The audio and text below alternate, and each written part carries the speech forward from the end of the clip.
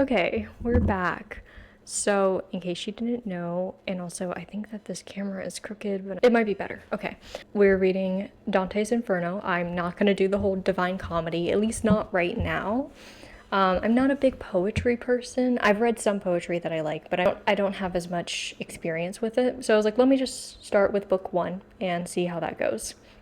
So I decided to read the Divine Comedy, or at least the first book, Inferno, in 2026 because I started 2026 reading The Starving Saints, which is a horror fantasy novel that takes place in medieval times, and it's focused around a castle that's being sieged, and it focuses on three different characters. One is a sorceress that's an ex-nun, and then there's a knight, and there's a servant, and all of them are like interconnected in some way as they're living this castle, and there's fake saints that come and make everything very weird. And it's very like weird girl fiction. It's not for everyone, but I really liked it, and it renewed my fascination and desire to be a medieval monk, which I know is not in the cards for me, but I was like, maybe I can engage with like some medieval literature as a way to just, tap into that desire a little bit.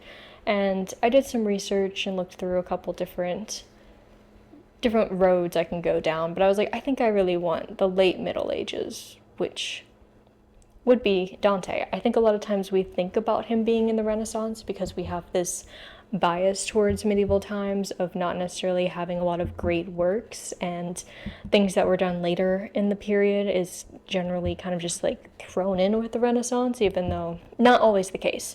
So Dante is one of those that is from the late Middle Ages. And I do want to give like a little bit of context around that before I actually start reading and going into the actual work.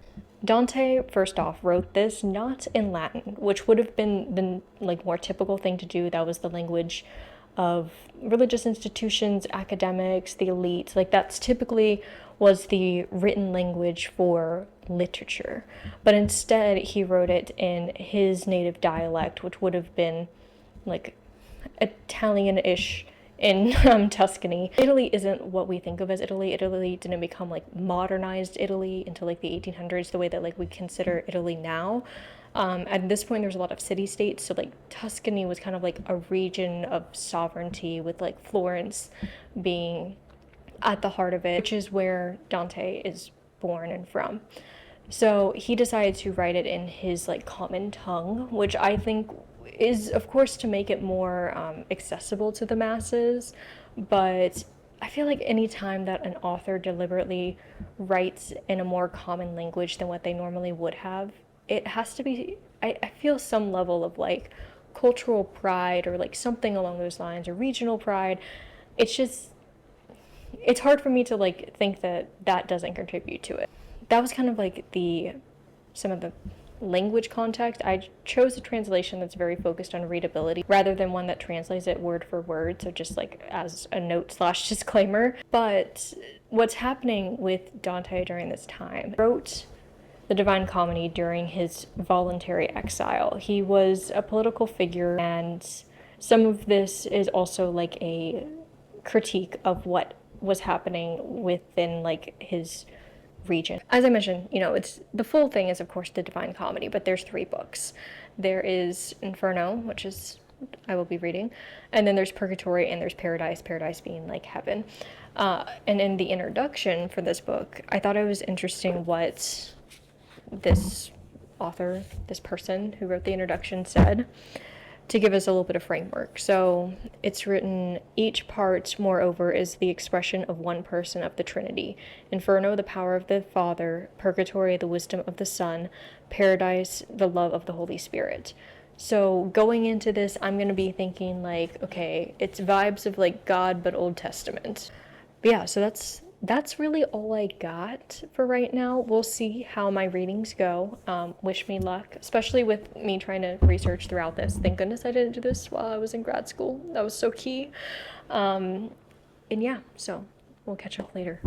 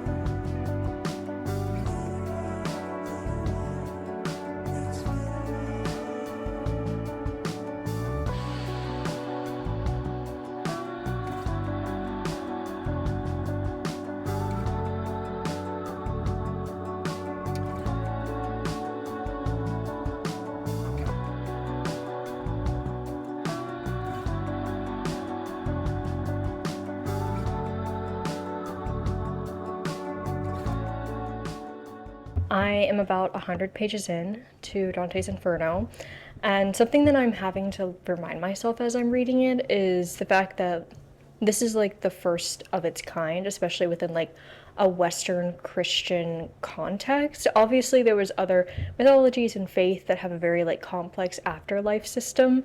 So I'm not saying that like the layers of hell or like a very nuanced afterlife structure is something that's like new to the thought of human mindset, but more of just like new to Western Christian tradition. So as I'm reading it, there's a lot of things where I'm like, I've seen this trope before, and it's like, but this is kind of like the first of its kind. I grabbed this as like an example of like all the different ways that Dante's Inferno has been adapted in various different forms of pop culture or in other literary works. I love R.F. Kuang. Fantastic. Every single time. She's one of those authors that I'm like, if she writes it, I'll read it. So, I mean, that whole book is just basically like Dante's Inferno, but if it was like academics. Go away. Go away. Go away. So just like a brief overview of Dante's Inferno if you're not exactly familiar. The short of it is that Dante has like a vision, has a moment, and he connects with the divine in some way. And Virgil, who represents human reasoning, shows up and is like, I'm going to be your guide. I'm going to show you hell, I'm going to show you purgatory, and I'm going to show you heaven. So that's kind of what's happening. And Dante's Inferno is, of course, just the hell portion of this. And there's multiple circles, and each circle has a different sin. And Dante's just kind of going through with Virgil being like, this is the sin, and this is what their punishment is, and here's some mythical creatures that are involved, here's the capital city of hell, and he's like name calling people out and being like, this guy's in wrath because of this, that, and the other. And it's kind of funny to me because it is kind of like he's just calling out the people that he didn't like in either history or his life, and just being like, and this is the struggle of hell that they're in. So I kind of love that for him. But because of that, there is a lot of like also political prophecies. So I mentioned that Dante was a political figure in his life, and he's writing this in exile. So a lot of this is stuff that happened already in his actual life, but within the setting of this book, it hasn't actually happened yet. So the actual book is set during the Lenten season / kind of the Easter season of 1300. So everything that's like mentioned, of course, is already actually passed, but for the Dante in this book, it has not.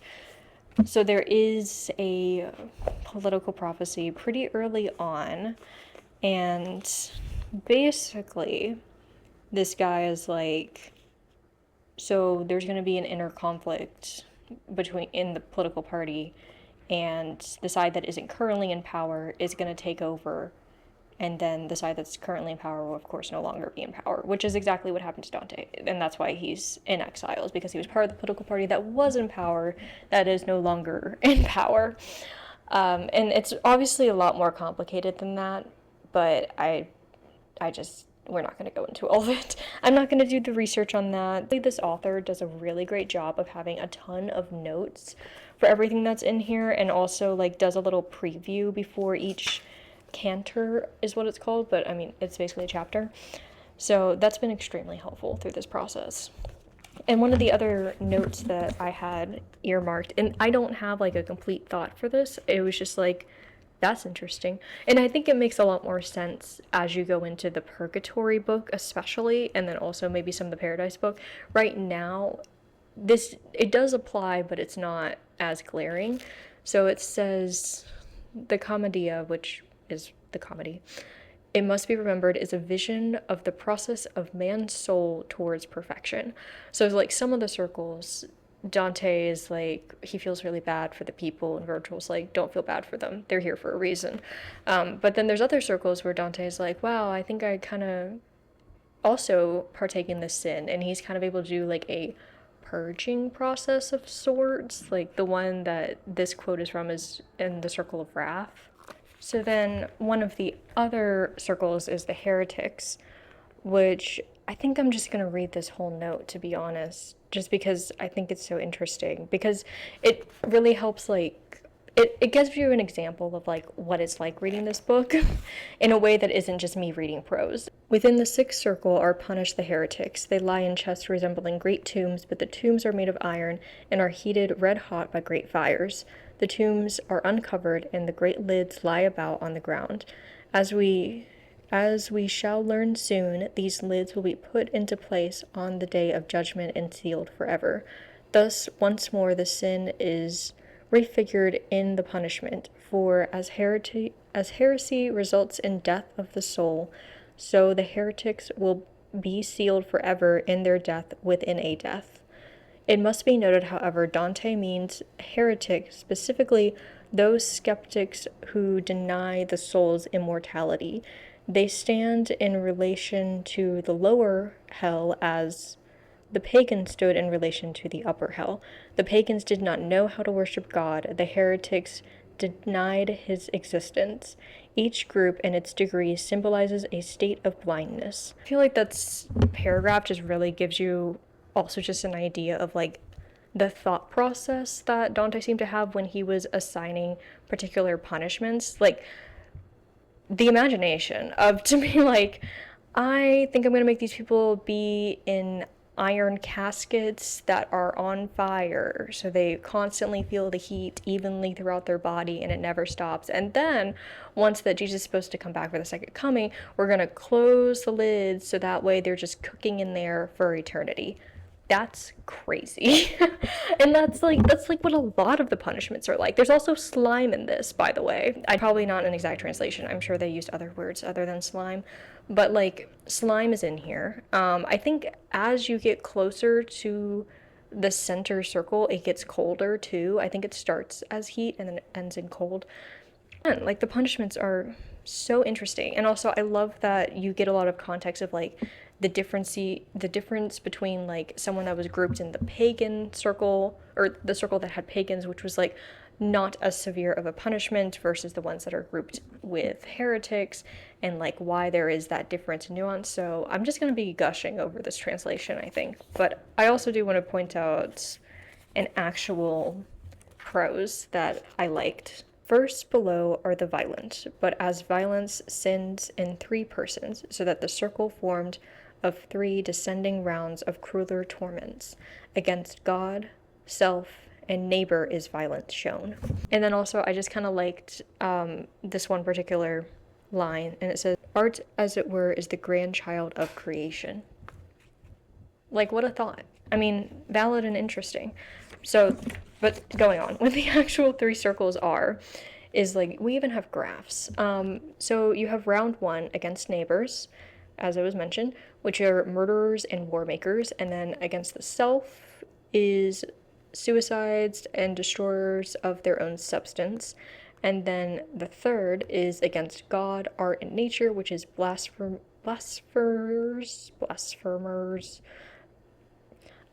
perverts, and a word that I don't know, so that doesn't matter. Those are all the different things that I had just earmarked throughout the 100 pages, and that just kind of gives you like a taste of what it's like and what it's like reading it. It's really interesting. I'm debating whether or not I would want to read the other 2 books, because I do find it intriguing, but at the same time, like, it's not like it's easy. Even though I have all of these aids that are helping me throughout the book, sometimes I do get kind of bogged down with the prose, and I'll just be reading and just be like, oh, these sentences flow so easily, but like not like processing them, and I'm like, hold on, what did I even read? What was Virgil saying to Dante in this time? I don't even know. So then I have to backtrack and reread it. So it's a book that I accidentally do that a lot with, and I think it is because it's so prosy, and it's just a lot of information too being thrown at you in such somehow a condensed amount of words, even though it's still pretty flowery. But it's still like good. I mean, I'm enjoying it. And again, the imagination, even though there are of course like other examples and other faiths that again have a very intricate afterlife, it's still so interesting to see it in a Christian context. And I think it's helping me live out like my medieval monk fantasy. I'm also doing like the church choir, so I think that helps too. Just like, I get to see an organ like every week, so that's getting me in the mindset. And then like I have had some thoughts about the finality of death throughout this week of like, wow, like we really do die, and like that's kind of it. This is healthy.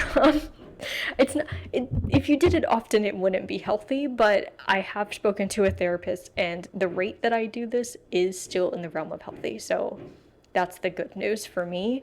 Yeah, so that's kind of just where I'm at with Dante's Inferno. And I do want to research a little bit more about Christianity in the Middle Ages, especially the later Middle Ages. I also do want to, hold on, I realized I need another caveat. So the thing with like when Dante's name calling people, it's not like just people that he knew. It's also like popes and cardinals. So, and most of them are like from history that I think a lot of probably medieval people would be like, oh yeah, those are the ones that sucked. Like, I think it was like I don't think it was a hot take exactly, but I do like that because I think, again, we have another misconception because we tend to like not consider the nuance of historical times and kind of just blanket statement, where a lot of us, I think, start to think about people critiquing Catholicism in a meaningful way once that like Martin Luther goes and like nails his 95 things on a door. But it's like people have been criticizing the Catholic Church for a really long time, including the Middle Ages. There was actually like a whole time where monasteries were kind of like balling out. They had so much gold, so much intricate decorations. It was like you're basically living like a noble as a monk at one point, practically, just because like the church was accruing so much wealth. And like people were criticizing that. They were like, hey, like this doesn't really feel like what Jesus was wanting. Here are some Bible verses that I think kind of show that like this isn't the move to be making.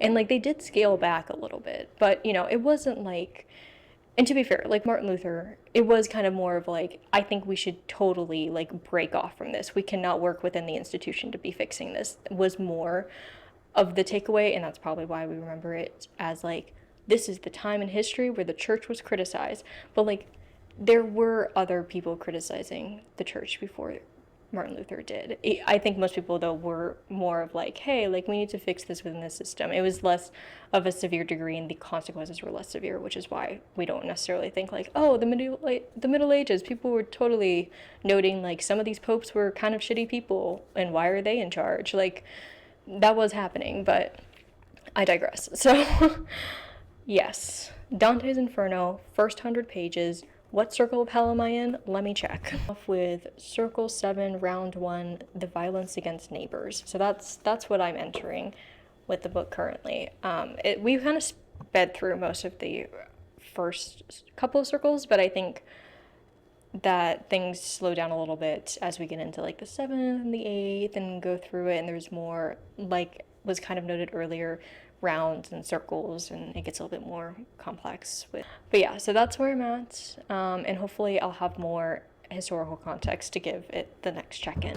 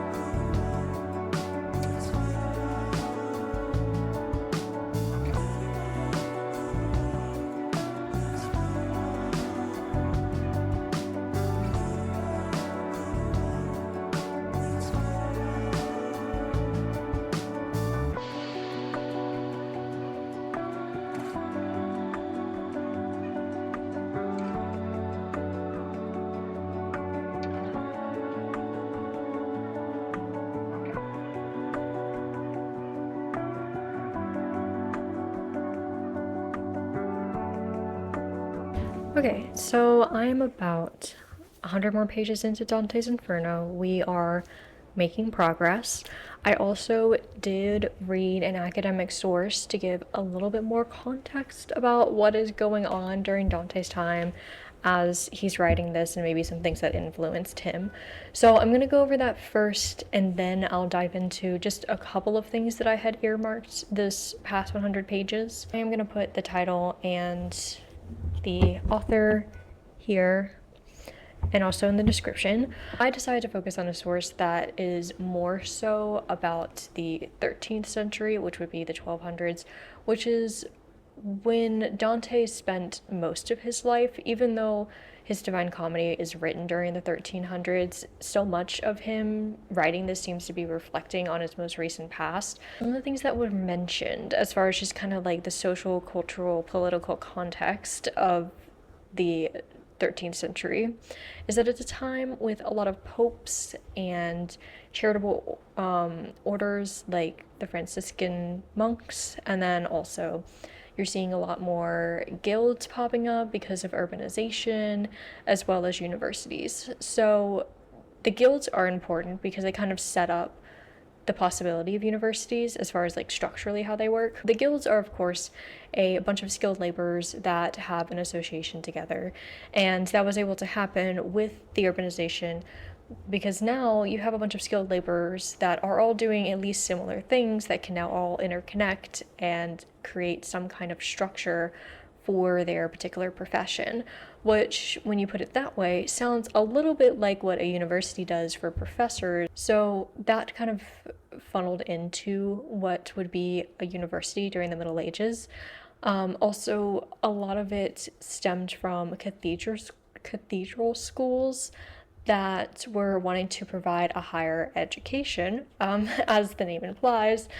So you have this combination of the existing education system wanting to give more advanced learning opportunities, and also this underlying structure of what a guild was kind of established with. Within that context, you did have about 3 different areas that you could go into. So one would be law, the other medicine, and then one theology.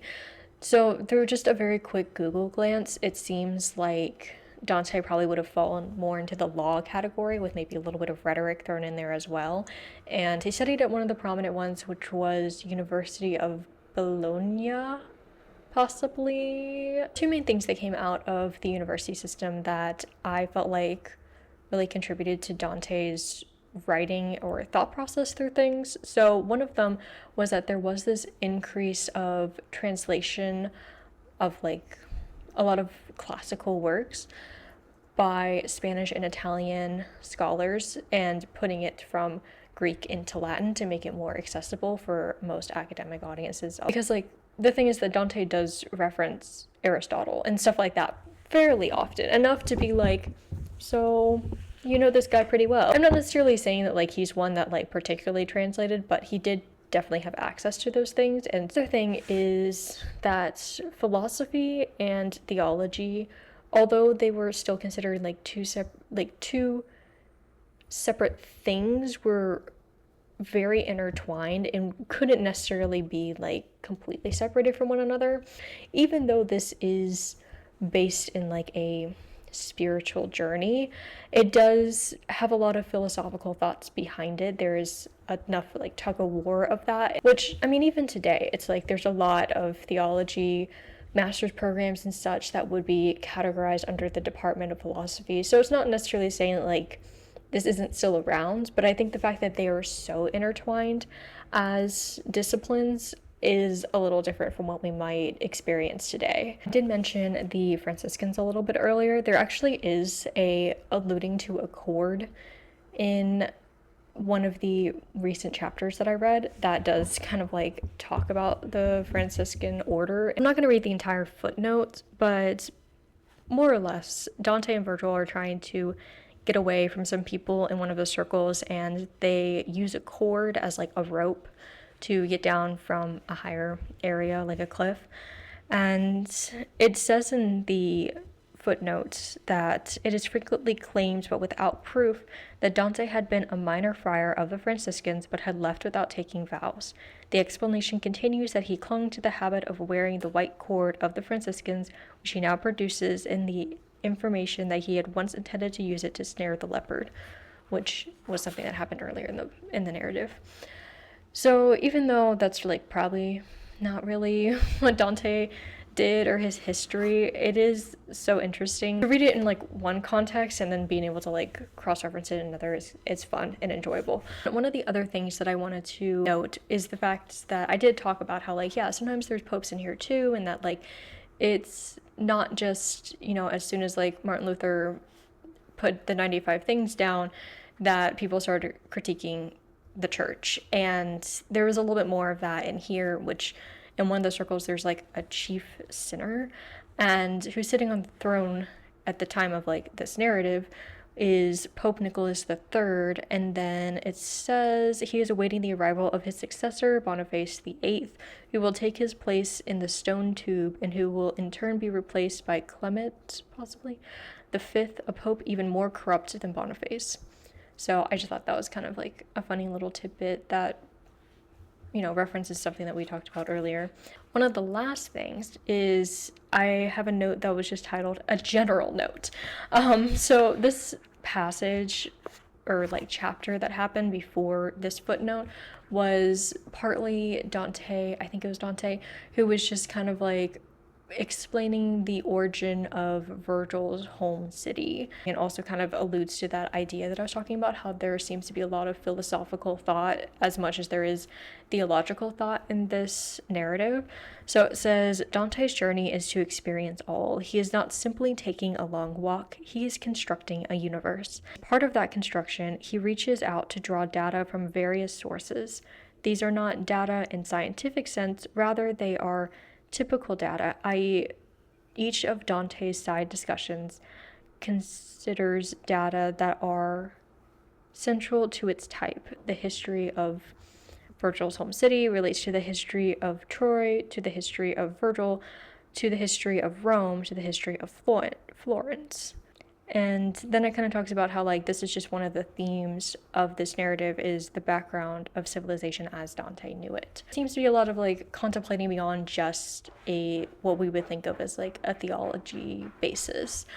Also, like something that I don't think I've mentioned yet is just that the comedy in Divine Comedy, at least at this time, comedy was just kind of like any work that started bad and then ended good. So it's not supposed to be like haha comedy, but more of just like, well, the narrative starts in a sucky place being hell, and then it ends in a more positive place being heaven. Yeah, now that I like found that definition of comedy, I'm like, okay, this is definitely making way more sense for why it's called what it's called. But yeah, so like that's pretty much all I got for right now. I'll just keep on chucking along.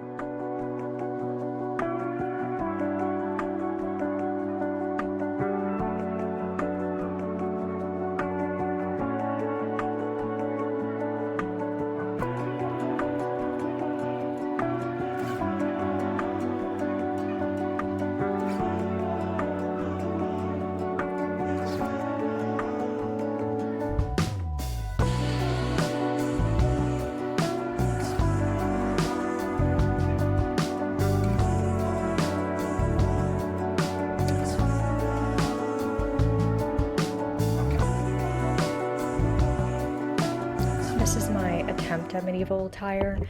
This is, I think, from the 90s. My mom gave it to me and she was like, maybe you can use it for a Ren fair, and I probably will at some point, but I haven't figured out the fit yet. So it's featuring in this video today. So anyways, I did finish Dante's Inferno, and I am going to keep my final thoughts very brief because I've yapped so much throughout this, and I can only yap so much more, or I feel I should only yap so much more. I am going to, however, read one of the final passages towards the end, just because it's such a great one to leave off on. So this is Dante's narrative as he's going down to meet Satan. Do not ask, reader, how my blood ran cold and my voice choked up with fear. I cannot write it. This is a terror that cannot be told. I did not die, and yet I lost life's breath. Imagine for yourself what I became, deprived at once of both my life and death. What a stellar way to stop. It's not actually the very end of the book, it's just the last canto. But it's just such a great little couple of prose right there. So the thing is that I know I've talked so much about Dante and the Middle Ages that surrounded this book, and I haven't really talked a ton about the book slash narrative. And it's so hard to, partly because it's just so much world building that I don't want to give like a breakdown of each individual circle and the individual punishments. Like, it's just too much. So instead, this is kind of derailed into me just being like, this is the Middle Ages around this time, and this is who Dante was, and here's a couple of passages from the book, and that's it. So this reading vlog is probably not quite like the other ones with that, since I did rely so much on just giving a bunch of context around this book. So, did I like the book? Yeah, I did. But I wouldn't necessarily say it's like a pleasant read. I mean, it is about like hell and people's crimes and their punishments and like rapists and murderers. So it's not like, oh my gosh, it's such a fun little light read, which I think everyone kind of knew going into this. And I would eventually like to read the next two books of the Divine Comedy, but I'm gonna give myself a while because it's a lot to tackle, like I said. Leaving things on a note, I do want to recommend a couple books that I read when I was taking my Middle Ages class that I really enjoyed, that if you want to have a medieval girl summer, this is a way that you can engage with it without necessarily having to read medieval literature if that's not really your thing. So I'm gonna have two books that I'm going to recommend. This is one that my professor actually recommended while we're in the class.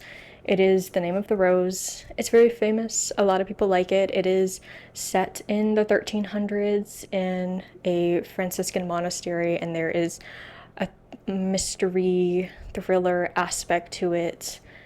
And yeah, I'm going to leave it there with that. And there's also this one. It is gigantic. Both these books are big, but this one's the biggest. Because anything that this author writes is huge, but it's really good. So I can only complain so much. But it's called The Pillars of the Earth, and it is about the construction of a medieval cathedral, at least like the first part of it, because medieval cathedrals took so long to construct that like you cannot do it within one person's lifetime. But the cool thing about it is that you do get multiple POVs from different people that are involved in the process, including like the actual clergyman that is in charge of it, but also you get like one of the guys that's like doing the stonemasonry stuff, and you get some of the villagers. So like it's a really cool exploration of just medieval life through multiple characters. If you want to read Dante's Divine Comedy, I would recommend it, and I would definitely recommend the translator that I used because, again, this guy was great. It was really helpful with all of the different notes that were in it and the previews for the chapters and just the way that the prose were written. He did say that like he didn't keep to the rhyming scheme that Dante does, so if you're more interested in the poetry side or things like that, maybe find a different translation. But yeah, I mean, really, even though sometimes it was kind of depressing and this was really a whiplash of tones between me being like, here's some things of baby ducks, here's about what Dante thinks about murderers. So, you know, this is kind of a lot going on, but yeah, I had fun, and I don't know what I'm gonna do next time, but I guess we'll find out together at some point. Gaudente Christos est natus, ex Maria Virgine gaudente.